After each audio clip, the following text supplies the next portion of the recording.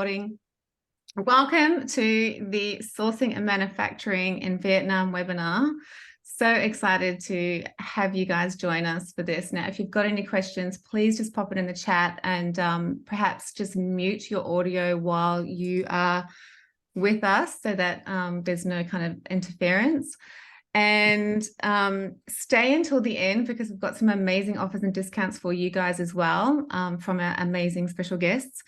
And I want to introduce our amazing guest, and I'm going to actually read it from my notes because these credentials are seriously impressive.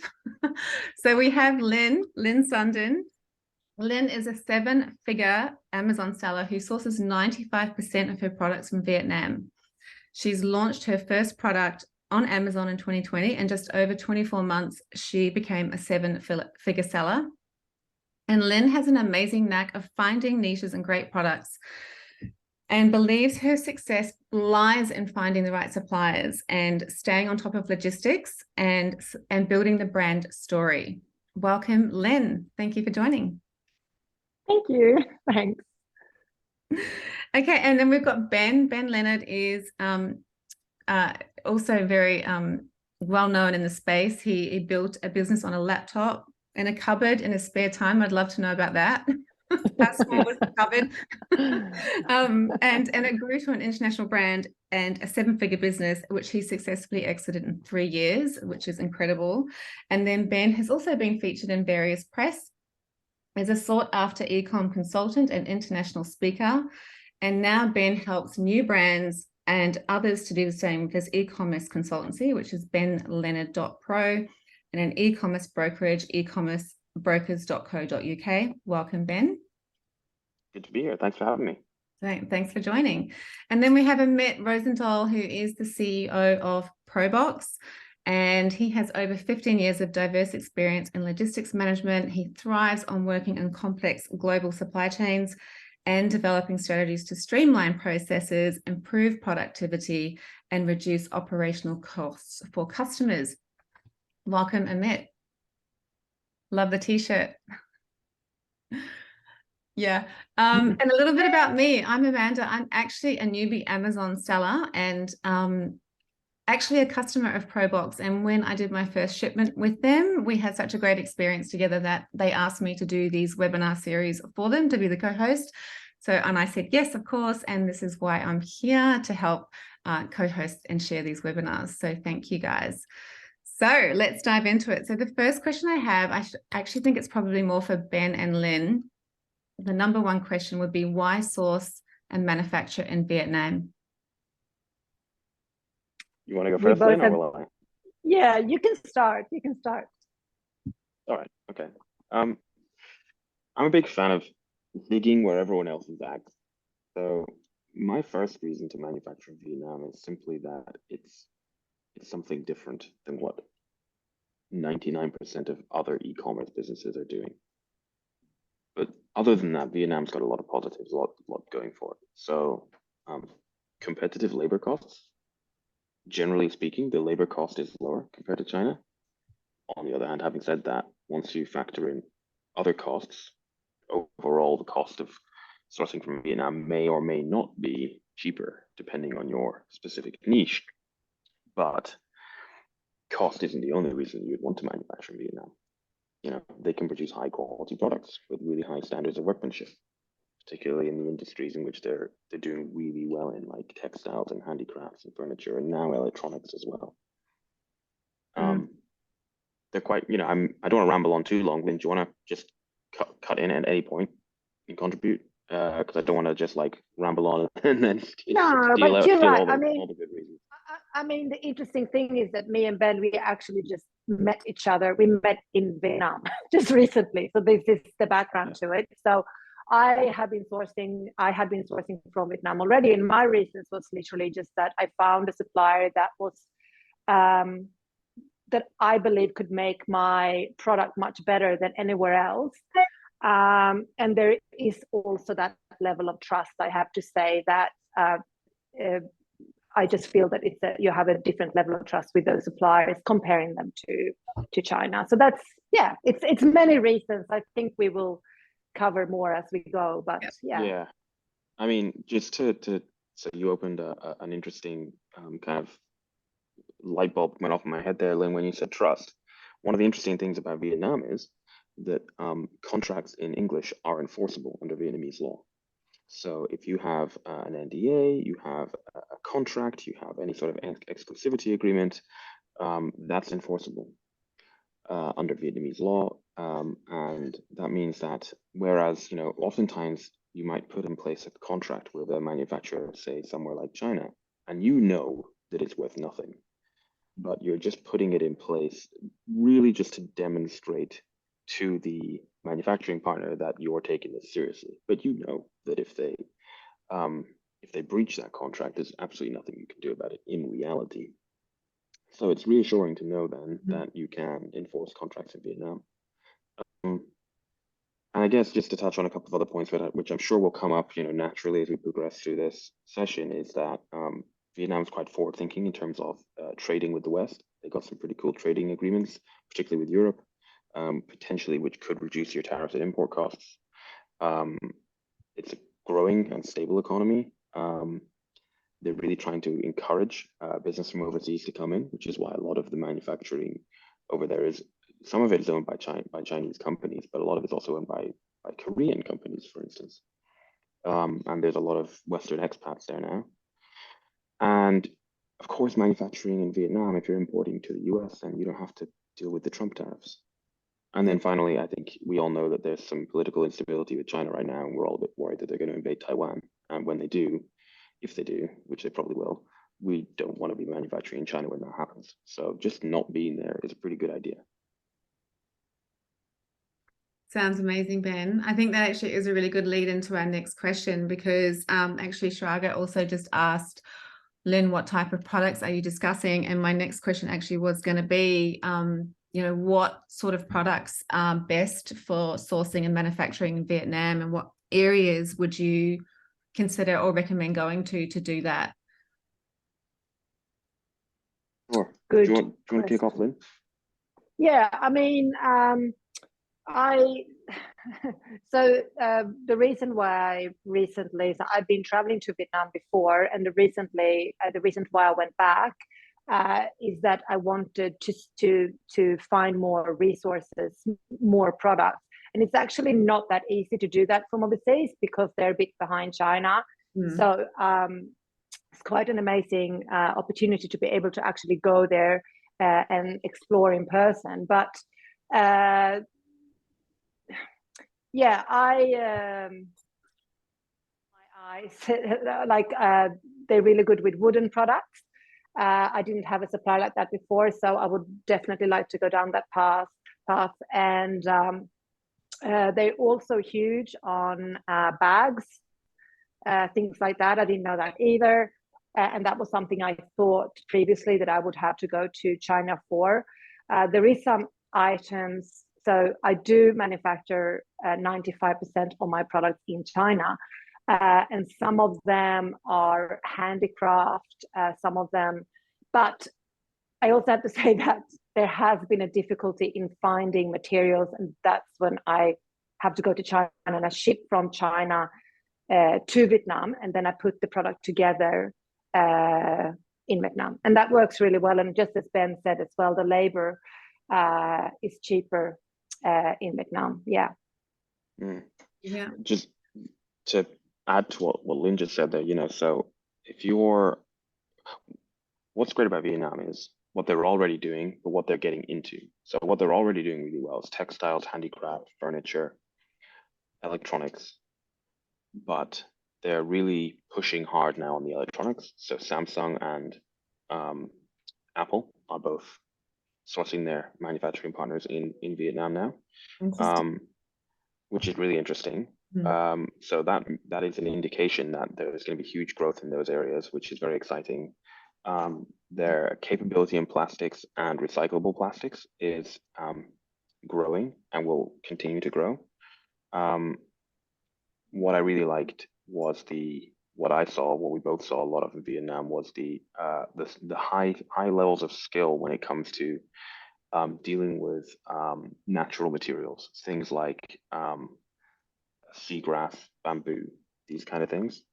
But then for me, personally, one of my brands is manufacturing a highly technical product near Ho Chi Minh City, which is a really good hub for technical work with fabrics. So my product is made of fabric, but it's highly technical. So it's not just like a fabric bag or something. It's the type of product that requires very detailed technical drawings and tech packs, and then highly technical factories to put it all together. Imagine the kind of thing that you'd find in the outdoor industry, right? It's like a rucksack. It's not a rucksack, but you get the idea. Mm. And so I went there to source my product, not because, oh, it's cheaper than China or it's different than China, or I want to avoid tariffs. I literally went to it because actually for that type of product, well, Vietnam's the best place to go.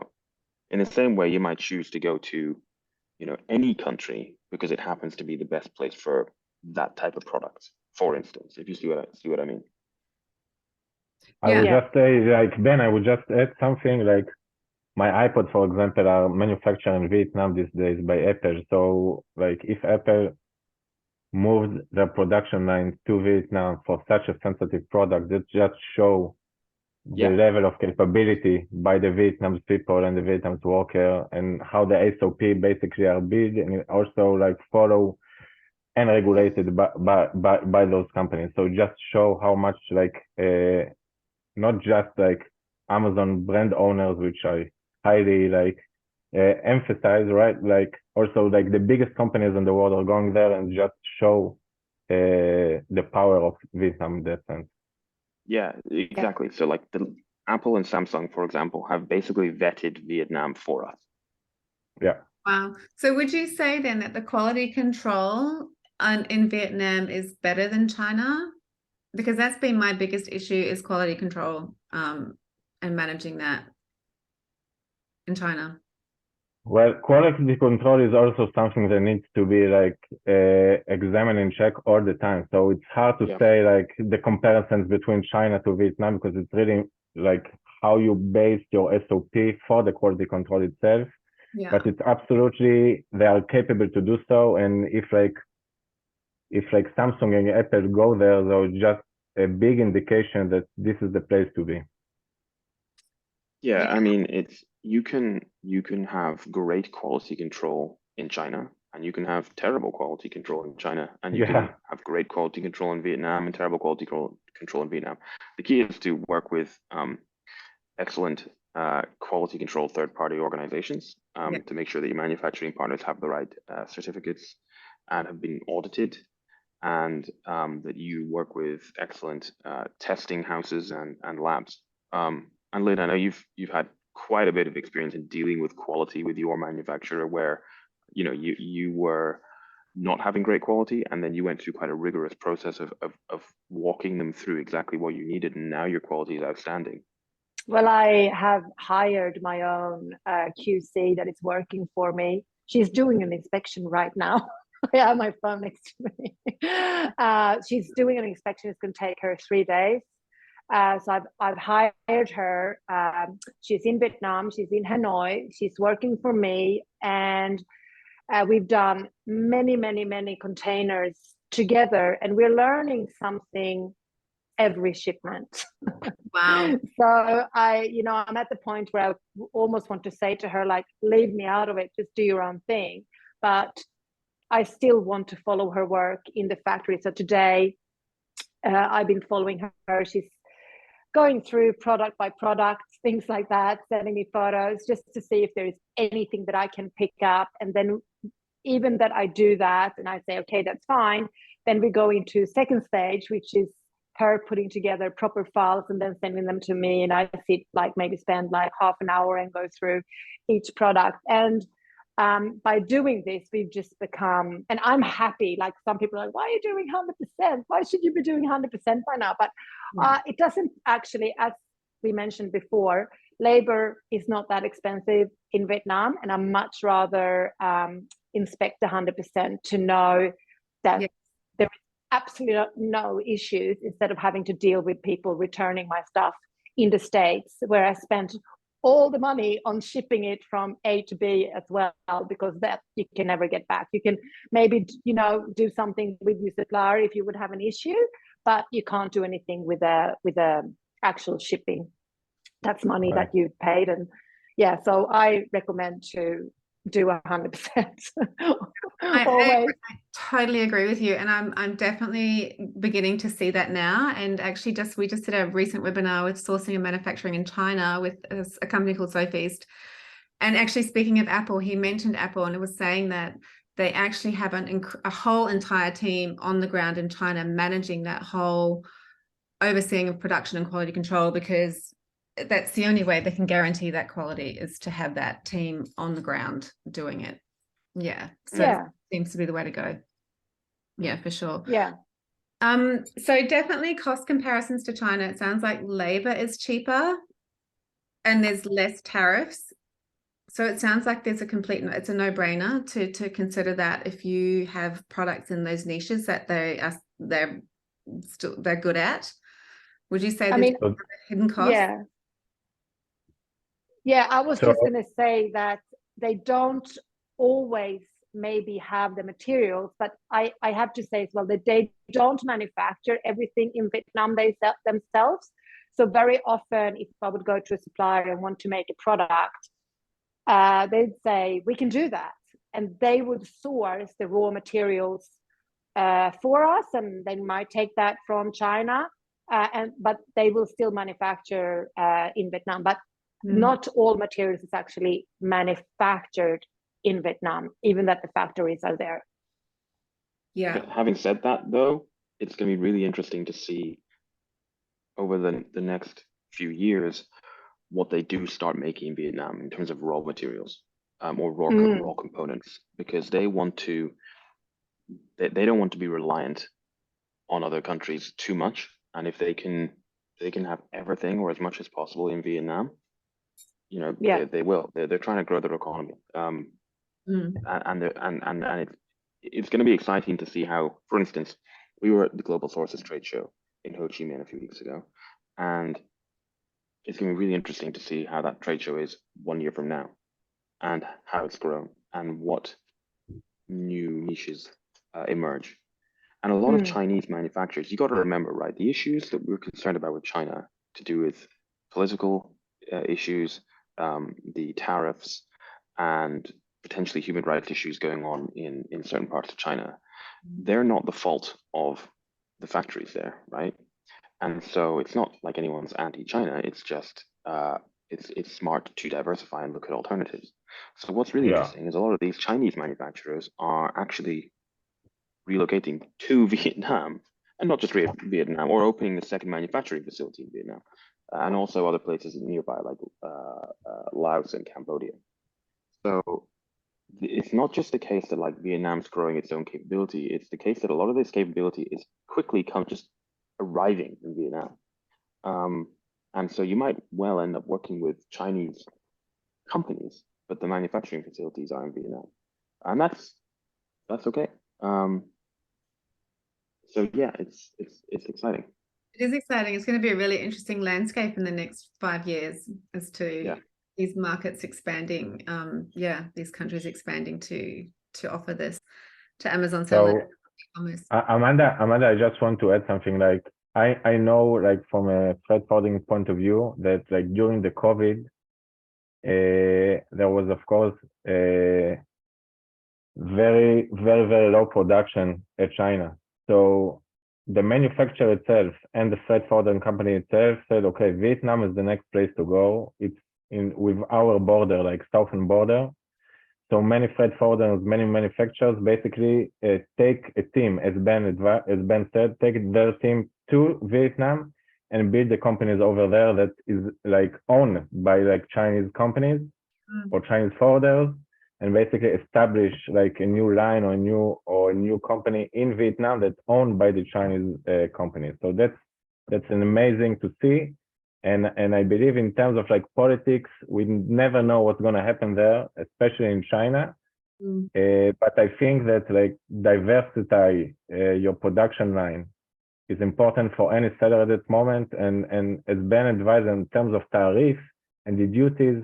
So that's a huge factor, especially for those products that have like Trump tariff of 25%. It can reduce a lot of the overall cost. So that's a significant point to check when thinking about like sourcing and manufacturing in Vietnam compared to China. Yeah, awesome. Actually, that brings me to the next question about exporting and maybe logistics as well, and that you can share your thoughts on this as well, and your knowledge on the differences between, say, your logistics and exporting and handling all of that from Vietnam to the US as opposed to China. What are the differences, and what do people need to know about there for that? First of all, yeah, Ben, please. No, sorry, go ahead, Amit. I would say that at least for now, China is much more professional in terms of like handling super high volume for export. The process is much easier in China, and there is much more volume still going from China outside to wherever. In Vietnam, the main ports are Ho Chi Minh, which is in the south, and Hai Phong, which is in the north, which is close to really basically to China, to southern border of China. FCL rates, like full container, basically are almost identical to what's going on from China, and the transit time going also to New York or to California. I don't want to say exactly the same like China, but the difference is not too big. So in terms of logistics, shipping full container cost, like freight cost and transit time are basically the same like going from China. LCL, for LCL, less than container load, so the cost from China still are more attractive just because of the volume. So there is such more volume going from China, so the cost per LCL will still be more attractive going from China.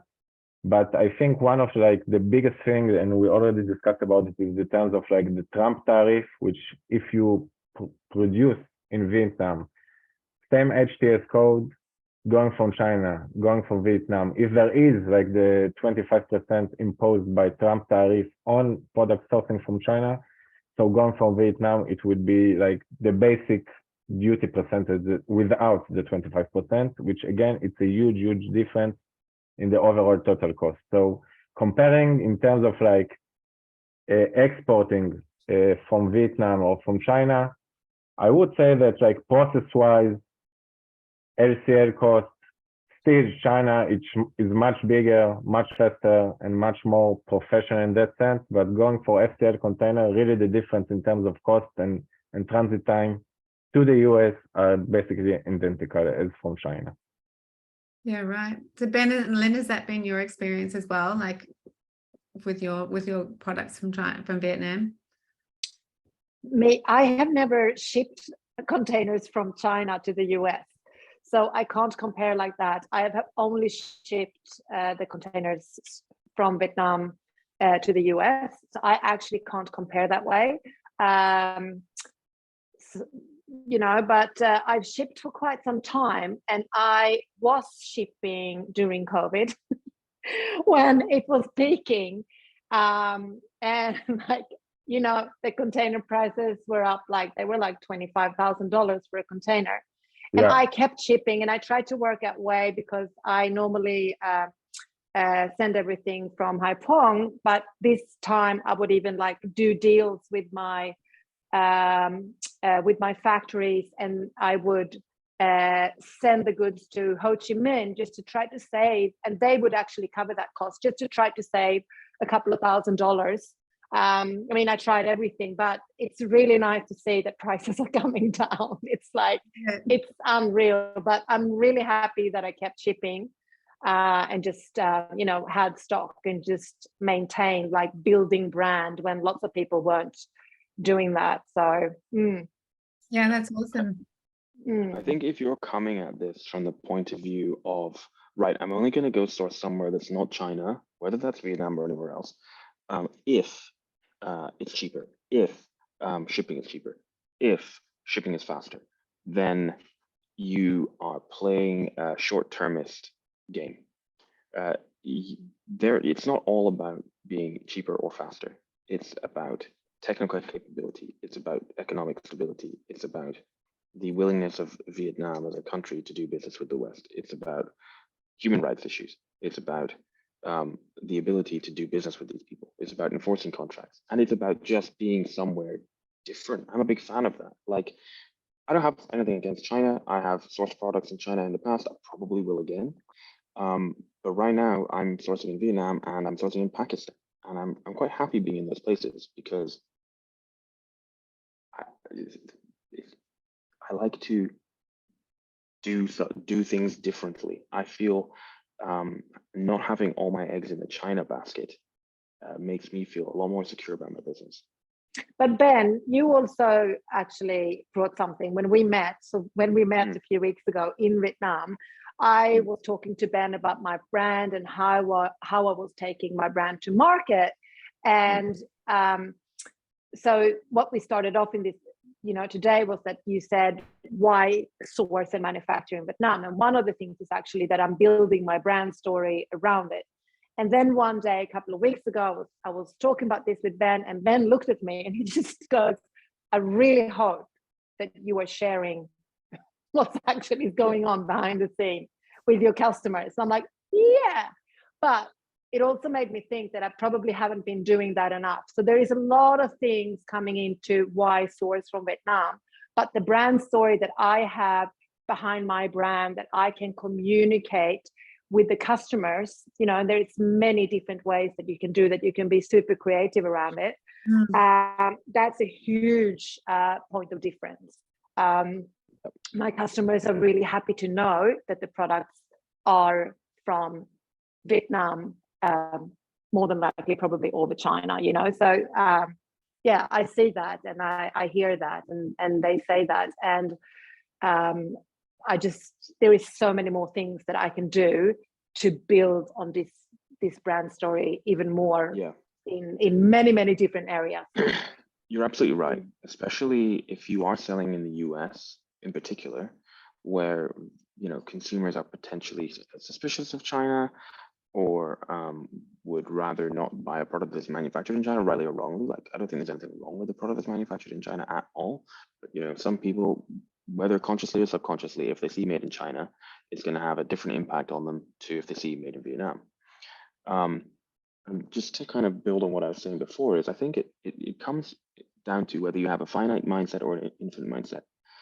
So with a finite mindset, and you're going to be purely focused on cost and speed and these kind of finite aspects. But with an infinite mindset, you're maybe focused more on the long-term game and building something more sustainable. With a finite mindset, you are potentially resistant to change and you don't want to move away from China because it's all you ever know. But actually, what if you just open yourself up to this idea of doing something different? And that doesn't mean you immediately have to go place some enormous PO with a manufacturer in Vietnam, but go to a trade show, go visit the place, go meet some factories and see what you find out, or work with a sourcing agent who can potentially get you in touch with people. And then the other thing is just a lot of these manufacturers in Vietnam, because they're some of them are new or some of them are old, but they're trying to forge new relationships with e-commerce business owners like us.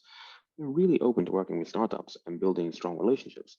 So like my manufacturer, for example, he works with enormous organizations, but he's also trying to build with startups. And, I've been over there, met him, had a great time with him, and we're building that relationship. It's a relationship forged on, cooperation and win-win.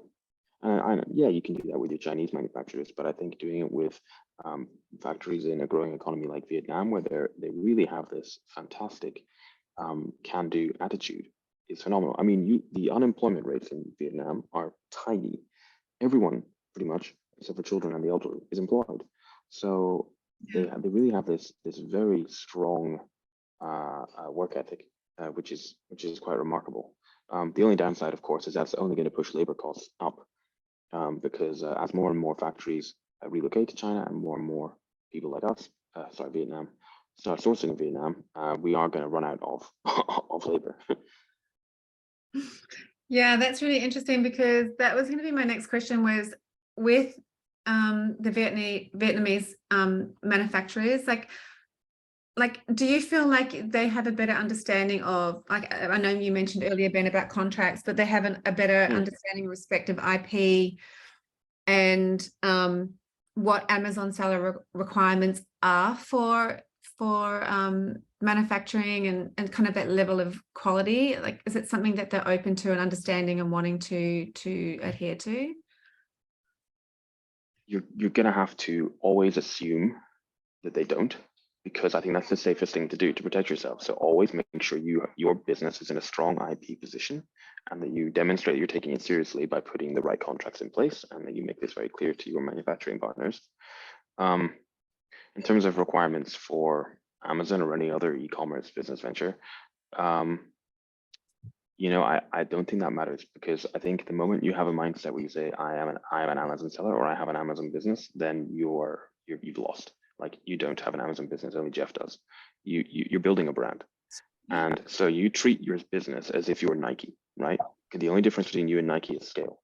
So you take your intellectual property seriously, take your contracts seriously, you take your relationships with your manufacturers seriously, and treat it like that, not like a side hustle on the internet. And then you will find that they take you seriously, and you build your relationship based on that. Sorry, guys, I'm just replying in the chat. One sec. Yeah. I forgot to look at the chat. Would that be your experience, Lynn, as well? Like, just nurturing that and working with them? Well, I would just say that they are much more unsophisticated than China. And I see that as a good thing. So I would not say that they know Amazon and that they are don't have as much knowledge as China at all, is what I've felt. And they're also, I mean, they're pretty much 15 years after China. So they don't even speak English sometimes. It can be very hard to communicate with them. I just see this as a good thing, to be one of the first ones. And if you get in and get a really good supplier, like my supplier had never, ever dealt with Amazon ever before, and now they absolutely love me, almost too much, because because they actually, when I had been dealing with them a few months, they actually came to me and said, hey, you know what, we're going to start selling on Amazon. And not my products, I have my own design. They were being very, like, we had a relationship, but this was during COVID, so we had never met. But they said, we want to be very transparent with you, and we want to tell you what we're going to do, and we're not going to do anything even close to what you are doing. We're going to do our own stuff. And I gave them some recommendation. I said, if you do what you are telling me that you're going to do, you're going to fail. They're like, no, it's fine. We can do this because the products are so cheap for us. It's really easy for us to get the logistics from A to B. We know exactly what we're doing. So they gave it a go, and they failed massively. They're not doing it anymore. They totally support. I'm kind of happy they did it, and they just saw how hard it is, right? I'm really glad they did, because they just kind of they appreciate me more now. and they look after me really well.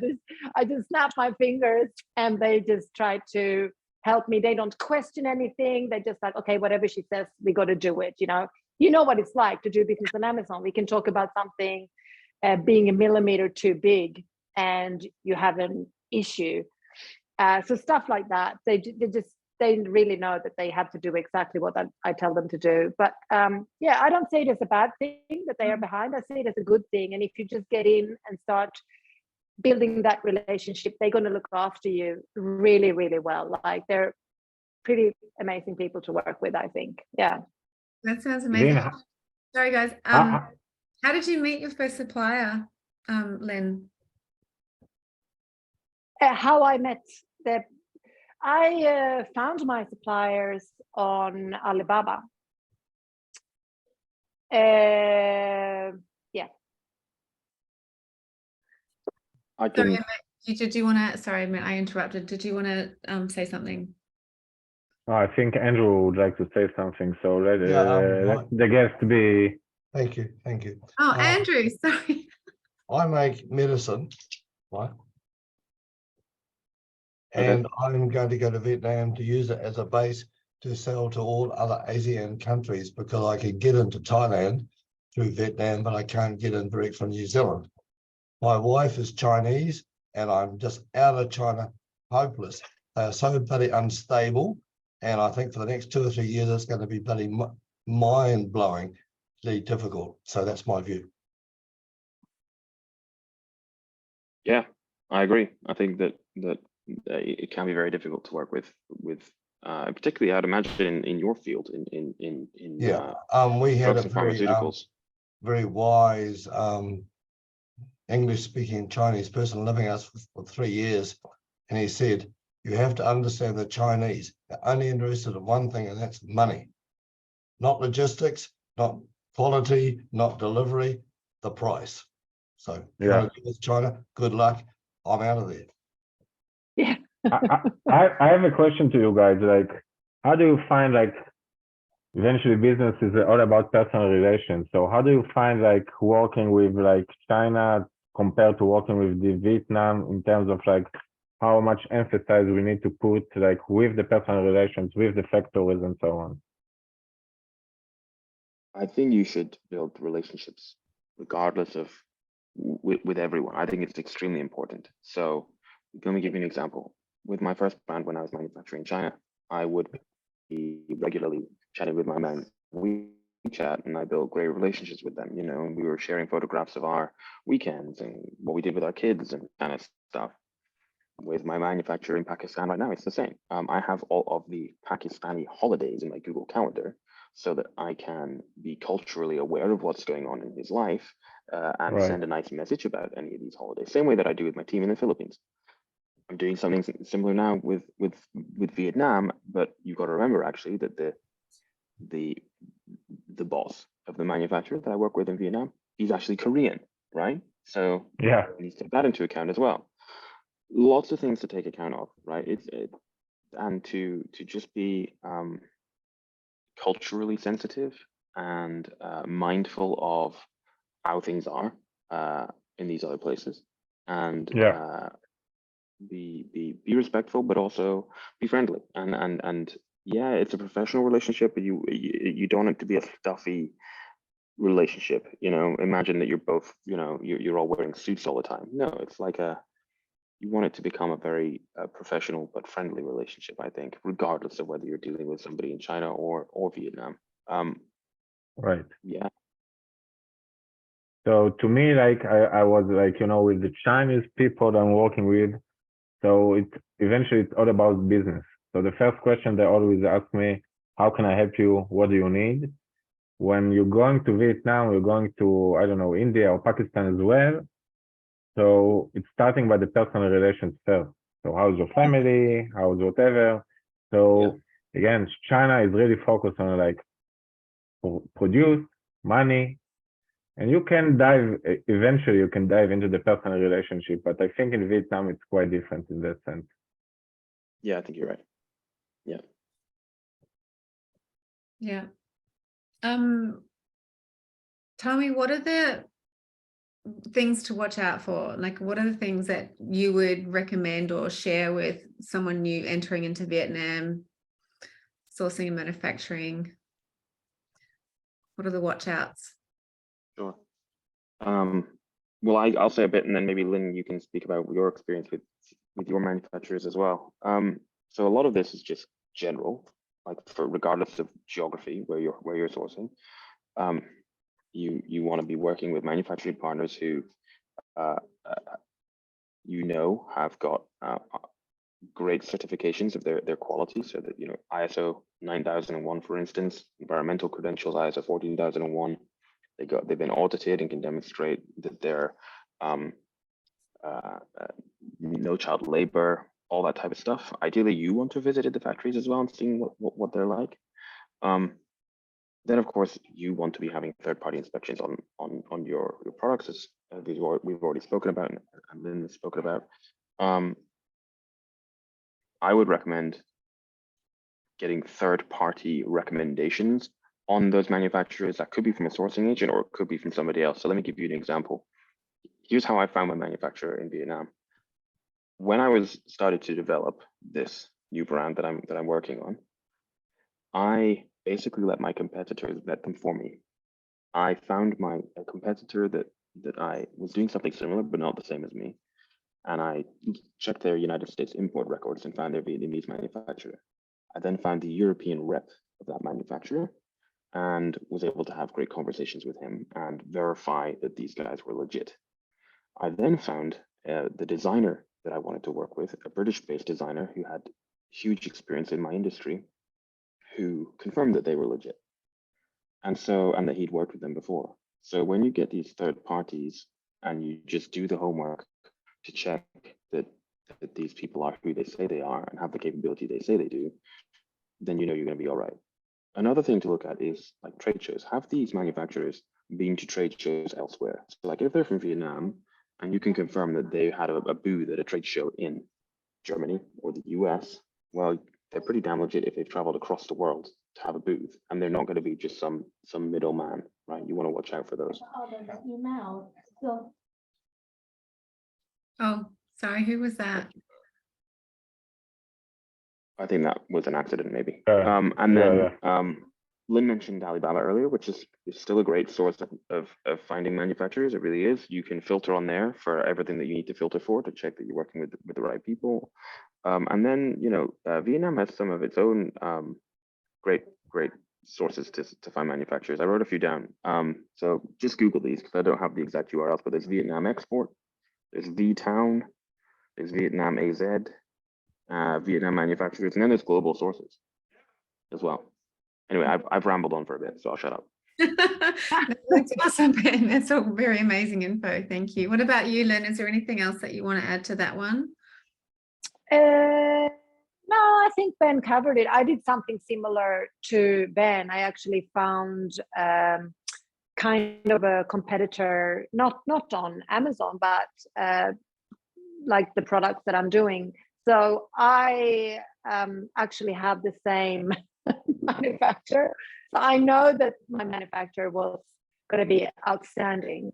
And I've been working my way to find the same manufacturer that they're using in other countries as well. so I kind of know what I'm dealing with. So I try to go for manufacturers that I know is good. Yeah. So definitely doing your homework is really important. Yeah. I mean, there's so many things that can go wrong, right? So it's so many things that can go wrong, but it's just it's just do everything right so nothing goes wrong. Totally. Yeah. My experience is that the Vietnamese are more business-like than the Chinese. Interesting. Yeah. I think whether that's American influence or not, I don't know. But I mean, the Vietnamese are more, let's get down to business, boom, boom, boom, boom, boom. And the Chinese will say, welcome, and they'll talk about all sorts of other things, and they're very hard to pin down. I've had my lawyer come with me to China. He walked out of the negotiations because he said, you're just bloody talking shit. And that's the problem we have with China. All promise, very little delivery, although we get our aluminium and PVDC from China, no problems. So, I mean, I don't think you can make a one-sentence statement about China. It's a very complex, big nation. And as I said, I think it's very unstable at the moment. And if there's a revolution there next week, I would not be surprised. Okay. We just don't know what's coming. Yeah. I mean, China for me feels a bit like the Wild West, and it's something that I'm still. I mean, when I was there 10 years ago, the New Zealand ambassador I met said to me, you got to understand, China's trying to do in 25 years what the West took 200 years to do. And there are bits missing everywhere. And if you come across one of those things, my desktop publisher's husband did the New Zealand pavilion in Shanghai. And when he turned up with all these plants, he said, where's your quarantine. They said, what's that? And they explained what it is. He said, okay, when you're finished doing your exhibition, can you teach us quarantine? Very basic stuff that's missing. So China is this sort of huge, complex thing that bits are missing, bits are good. The trains are fantastic. The hotels are good, everything's good. But then you come again, bang, what the hell's this? And I think China needs probably 10 or 20 years to sort of fit better with the West, where Vietnam is already there and it's booming. And the people in Vietnam are just so businesslike. Don't piss around, bang, bang, bang. That's, you know, that's only my experience. I mean, Yeah, whatever. yeah. That actually, yeah, I first found like with negotiation for, you know, pricing and things, how open are the Vietnamese to all the, you know, all the negotiations that come on with, you know, pricing for a product. Are they willing to negotiate? Are they a little bit less, are they a little bit more flexible than the Chinese? Like, what would be your experience on that, Lynn and Ben? I would say that, I mean, when you've been going for quite some time and you're doing a lot of products with a supplier, you kind of, you know that they're going to price things right. I never question anything anymore. You know, we do, you know, new products all the time now. We're always working on SKUs. And I don't, you know, whatever they price, they also, whatever they price a product, it's literally what I'm going to pay for the product. Then there is different ways that you can negotiate. So I have amazing terms. I know that. I know I have, like, I don't think I can get better terms than what I have.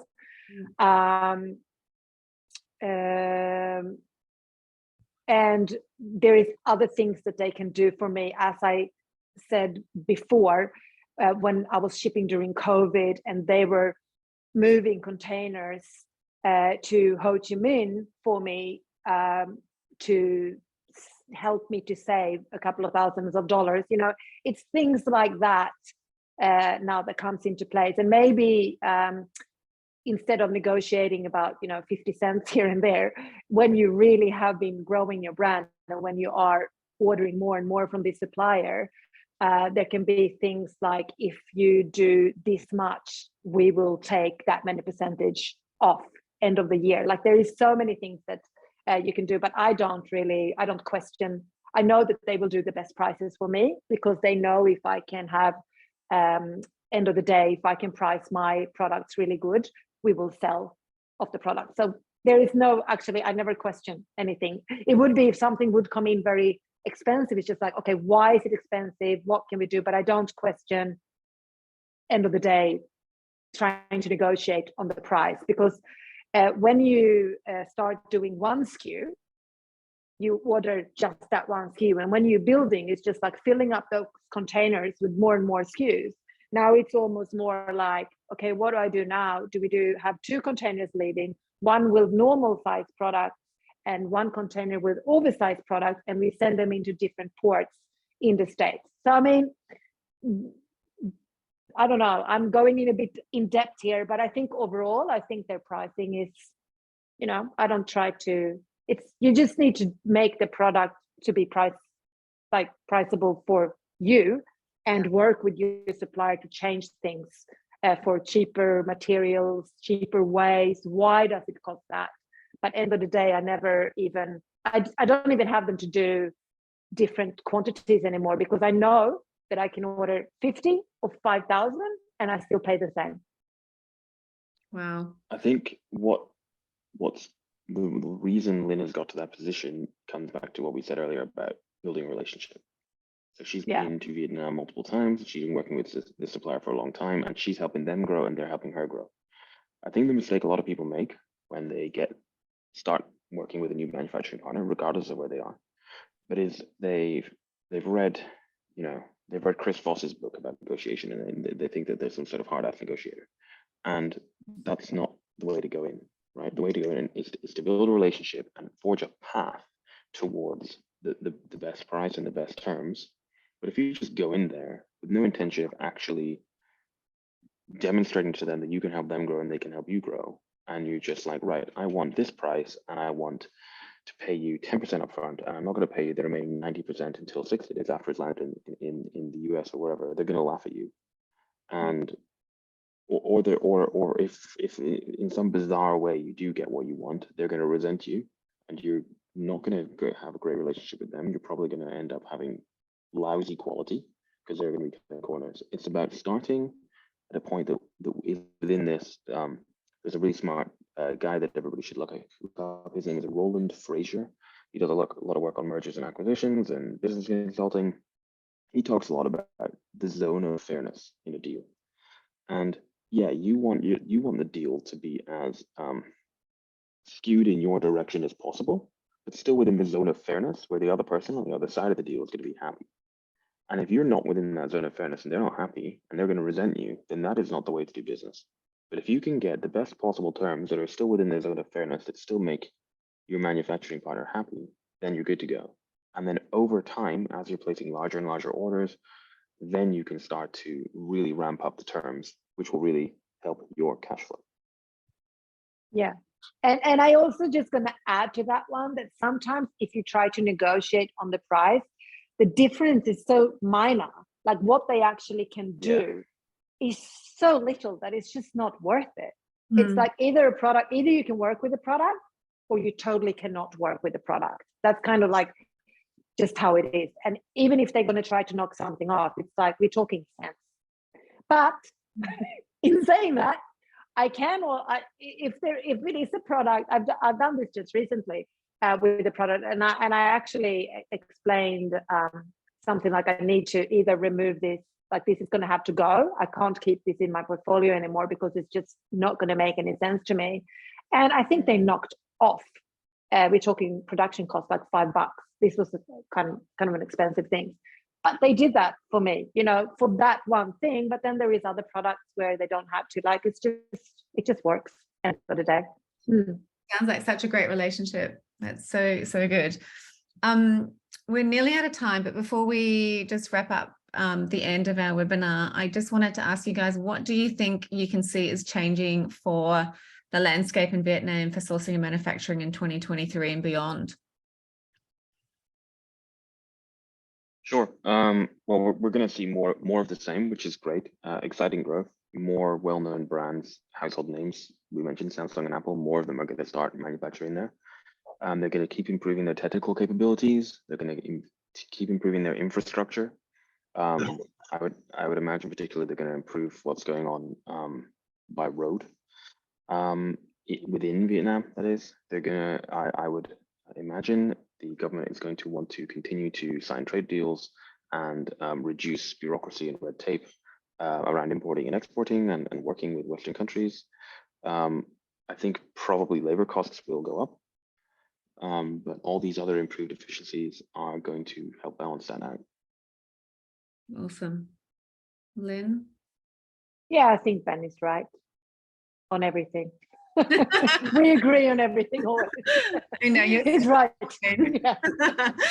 And Amit, what about you? Because I know that I think you have just launched a new Sea Express shipment service from Vietnam. Like, is logistics changing as well? Like I would agree with Ben and Lynn in that sense as well. Like I think like Vietnam trying to become more China in that sense, that like they are putting a huge, like the government put a huge emphasis on like infrastructure, local infrastructure, getting the process much easier for export and so on. So in that sense, the labor cost, same thing that happened basically in Shenzhen like 20 years ago, 25 years ago. They're becoming more Western to the world. And in terms of the fish,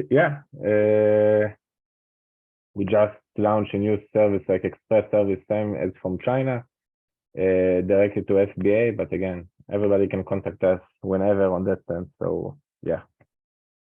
Yeah, absolutely. So I guess, imagine that with the growth and then logistics and service providers and options are going to improve as well. Yeah, for sure. I think Vietnam is going to become the hub of APEC. And it's all going to come out of Vietnam. And if China keeps getting more unstable, you're going to see many businesses leave China and go to Vietnam, and Vietnam will be under huge pressure. It'll be just so expensive. It'll be unbelievable. And Ben's point of labor costs will just go through the roof. Yeah, awesome. Interesting times.